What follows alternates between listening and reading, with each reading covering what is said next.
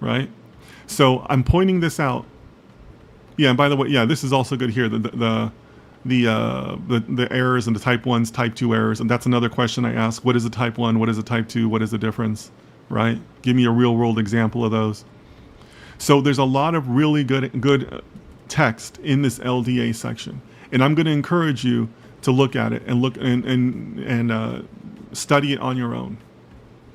But I'm not going to have a section on LDA because in practice, in the real world, there you are most likely going to use other models for multi-class classification. There, this is kind of where deep learning starts to come into the equation.